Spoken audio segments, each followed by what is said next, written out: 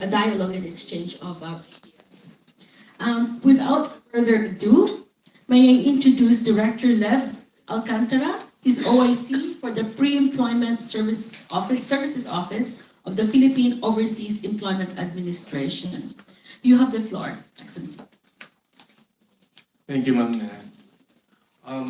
One of the hazards of being part of the organizing team is that when no resource speaker is readily available, heads turn, and you get to be appointed as one of the persons who need to pitch in and provide information as an opener. So here I am, and I will be happy to be discussing in the next minutes with you 3 frameworks that are relevant to the overall discussions of what we'll be having today.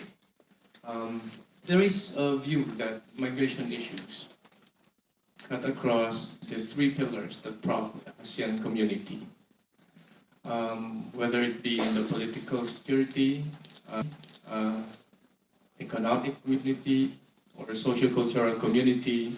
The movement of human beings in the region can be viewed either as an indication of positive developments or serious concerns, depending on the means and manifestations that people move. Next slide, please. At the socio-cultural pillar, labor and employment can also be viewed as one of direct contributors or drivers of mobility of ASEAN people, as we all know. Next slide. And this is where the work of the ASEAN Senior Labor Officials Meeting, or SLOM, basically revolves, in order to ensure that rights are safeguarded and responsibilities are defined towards attaining the ASEAN Labor Minister's objective of affording a better quality of life for ASEAN people through a workforce with enhanced competitiveness and engaged in safe and decent work derived from productive employment, harmonious and progressive workplaces, and adequate social protection for all. Previous slide, please. The task given to me today is to provide existing frameworks in ASEAN that support responsible business conduct for safe labor migration. May I then provide a general overview of these frameworks, as I am aware that most of the delegates here and participants are more intensively involved in the development of these frameworks. But just to map out visually where the SLOM and its cooperation structure is connected to each other. In the opening program, Her Excellency Raislin has very well illustrated the ASEAN Forum on Migrant Labor as one of the broad-based and multi-stakeholder consultation processes that contribute to the ASEAN Committee on the implementation of the ASEAN Declaration on the Protection and Promotion of the Rights of Migrant Workers, or the ACMW, one of the bodies, along with the SLOM Working Group on Progressive Labor Practices to enhance competitiveness of ASEAN, as well as the ASEAN Occupational Safety and Health Network. You will notice that in your handouts, there's also a mention of the SLOM Group on HIV Prevention and Control in the Workplace, which some time ago has been dissolved and has been merged into some other groupings into the thematic work groups in ASEAN. These are all supporting the ALM and the working bodies under the SLOM. So next slide, please. And henceforth, I will be discussing generally the features of the guidelines, ASEAN guidelines. Primarily, first of all, is the ASEAN Guidelines for Corporate Social Responsibility, or CSR on Labor. These guidelines was adopted at the 24th ASEAN Labor Ministers meeting in 2016 at Laos, People's Democratic Republic. It serves as a guide for governments, enterprises, employers, and workers' organizations to raise awareness on labor issues and incorporate corporate social responsibility, human rights, and decent work into the business practices in line with national circumstances. One of the thematic areas of the ASEAN Labor Ministers Work Program 2016 to 2020 is focused primarily on CSR. And the guidelines itself makes reference to relevant international and regional instruments. The principle of the guidelines for CSR is that it promotes accountability, transparency, ethical behavior in respect for international labor standards, respect for stakeholders' interests, and respect for human rights. It is based on the definitions of ILO, Geneva, governing body, which is a way in which enterprise give consideration to the impact of their operations on society and affirm their principles and values both in their own internal methods and processes and in their interaction with other actors. It applies to enterprises, establishments, private or public, whose decisions and activities may have economic, social, and environmental impacts, respecting national circumstances. One of our resource speakers will deal more exhaustively on this topic, but for illustration, the priority areas covered by the guidelines for CSR on labor is forced labor and child labor, employment and employment relations, human resources development and training, conditions of work and life, industrial relations, migrant workers, and sustainable development. Next slide, please. The priority areas, provisions specific to migrant workers in the CSR, we note are enterprises. Establishments should treat migrant workers with respect and dignity and without discrimination, exploitation, abuse, or violence. Another provision in the said guidelines is that enterprises or establishments should protect and promote the fundamental human rights of migrant workers, including employment protection, payment of wages, social security, OSH, access to decent work and living conditions, and access to information and training. The implementation of the ASEAN guidelines for CSR on labor is buttressed by several approaches, including tripartism at the national level, regular reporting of progress and continued improvement, promotion of the CSR through networks, stakeholder engagement at the enterprise level, social dialogue at the enterprise level, and in support for international standards and human rights, most importantly. I now turn the page to the ASEAN Consensus on the protection and promotion and rights of migrant workers. This instrument, next slide please, is an initiative way back in the Cebu hosting of the ASEAN leaders meeting to promote rights of migrant workers. It outlines obligations of sending and receiving countries to migrant workers in the region, and it manifests commitment of ASEAN to protect and promote their rights. It is considered as a landmark document. First, specific recognition of the rights of migrant workers in the region, as it calls for the development of the instrument to implement the ASEAN Declaration. You will all recall that, next slide please. Next slide.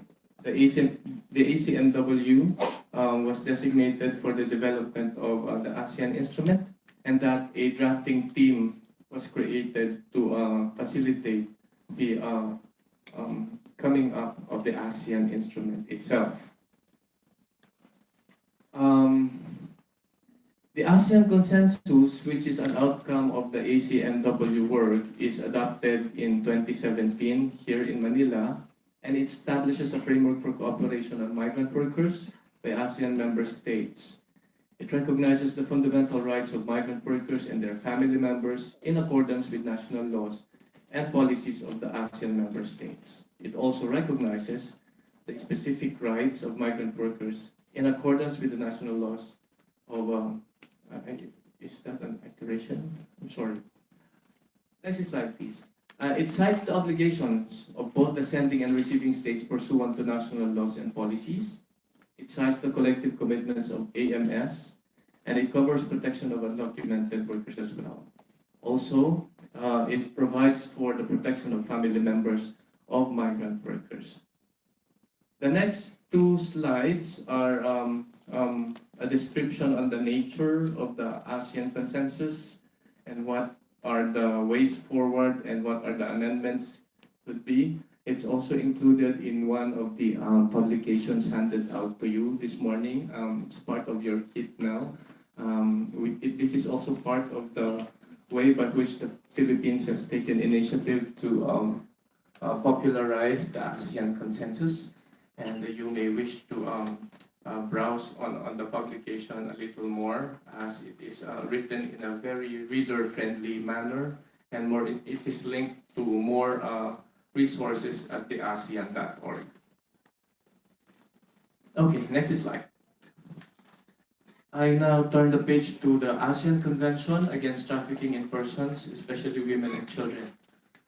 Most of you will recall that in 1997, ASEAN leaders adopted the ASEAN Vision 2020, and the vision expressed the commitment of the leaders to formulate agreed rules of behavior and cooperative measures that will address problems that can only be met on a regional scale. And this is and one of these is the Convention Against Trafficking in Persons, especially women and children. ACTIP, as we now know it, it was adopted in November 2015 by ASEAN leaders in Kuala Lumpur, Malaysia. It is a legally binding instrument, unlike the other two. It entered into force last year, March of 2017.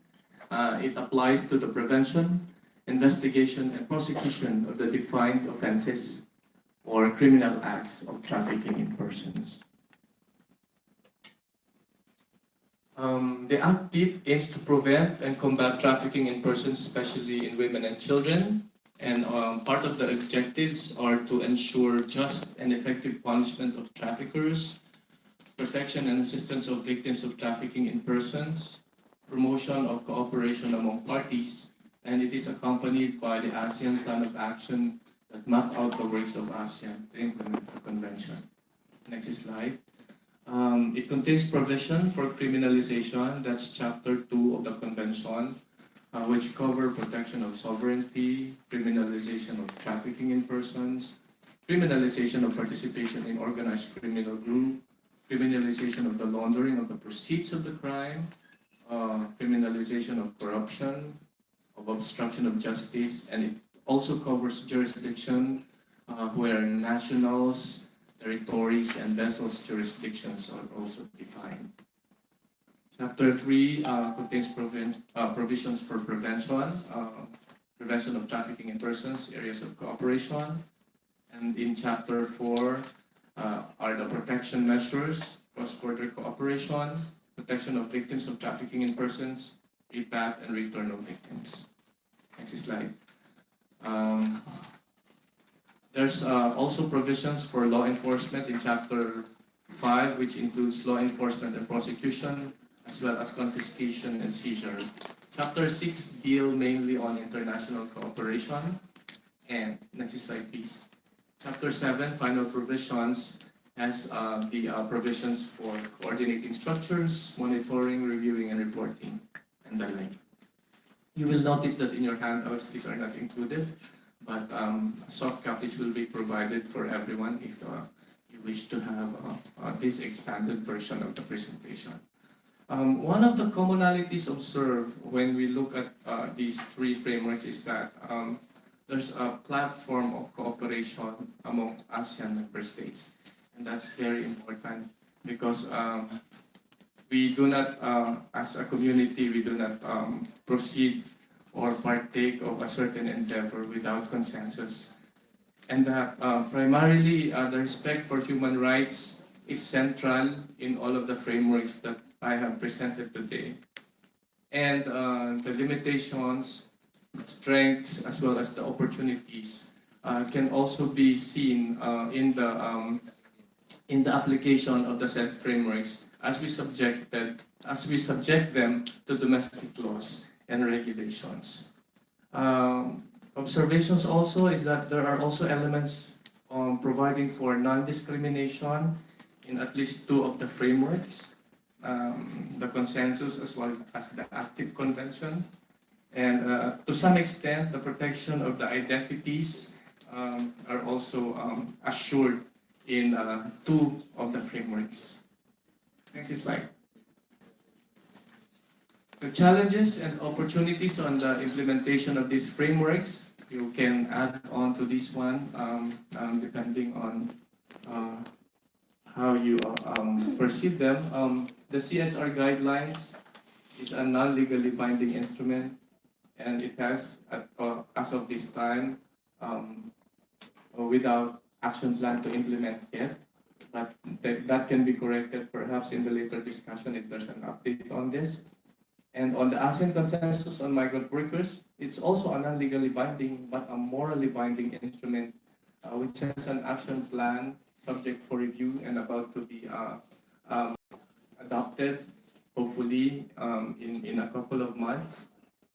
The convention, the active, meanwhile, is an enforced legally binding instrument, and it has a legal action. It has an action plan as of the moment. To date, it has been ratified by at least 6 ASEAN member states, and implementation are at varying stages. Let me now provide some concluding notes. It seems that workers and the consensus on the protection of migrant workers and active, as well as the ASEAN CSR guidelines, have the potential to strengthen and complement the region's efforts in the area of protection of migrant workers, given that the said frameworks have common provisions in recognition of the full respect of human rights, and it also provides for a platform for cooperation among member states. It's also a good segue in realizing the complementarity of the frameworks while challenges remain because our countries must strike a balance between the frameworks and the environment that our domestic laws provide for us in implementing these frameworks. I think that's the final slide that I'm going to share with you today. Maraming salamat po for your attention. Thank you. Thank you, Mr. Lev. I think that is a very